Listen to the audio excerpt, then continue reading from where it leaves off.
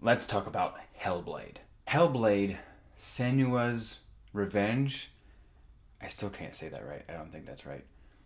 Is is incredible. I don't even know where to begin. Let's just put it this way. I had videos that I wanted to do that I'm putting off to do this video because it was so good that I felt that I needed to tell you guys about this game. First of all, I'm going to say that this is the best gaming experience that I've ever had. By that, I don't mean it's the best game. While it is great, and I'll get into all the mechanics here in a second, it is the best experience I've ever had. And what I mean by that is that it does such a great job of throwing you into the wolves and diving down deep into the psyche of the character and bringing you into that you lose yourself in it, and it's fantastic. Basically, the story is very much like a Dante's Inferno, but in Norse mythology. All I can tell right now, because this is just a first impressions video, I've played about an hour of the game. You are Senua, who is going to the Norse Hell or Helheim to save the soul of her lover. That's all I know as of right now. And so it's very much like Dante going to hell to save Beatrice. It seems like at a high level, the Divine Comedy kind of story. The twist here, if those of you who played Dante's Inferno, what I loved, that was very much a God of War hack and slash game. Still one of my favorite games because I love that genre of game. This is completely different. She apparently has a curse. I don't know if that's what the voices are in her head, but you hear them all the time, and it is so good. It tells you at the very beginning to wear headphones, and I did, and it was the best decision I made for this game. If you have headphones that support 360 sound, it is incredible. The voices come from all different angles at any point in the game. Left ear, right ear, front, back, and they change in how loud they are. And they talk to you all the time. And they're telling you different things. Sometimes you're in battle and it's saying, look out behind you. Or all these other things to let you know there's something behind you. So you got to dodge, you got to roll out of the way. And then there's an enemy. It's so good. And as I was going through a certain area of the game, they're whispering, telling me, turn back or all this other stuff. And it's so creepy and it's so good.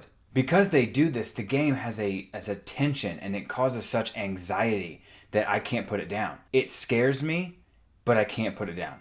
I can't stop playing. It's so good. So it's not like a horror game. That's not what it is, but it is definitely a psychological thriller. Because of these voices, because of the glyphs that you see around that you stare at and then they talk and the things that you see, these elements just weigh on your mind in the best way possible. One of the other parts about the game that I really, really enjoy is that there's no tutorial. There's no onboarding. The voices guide you along your path, whether it's in the puzzle or fighting.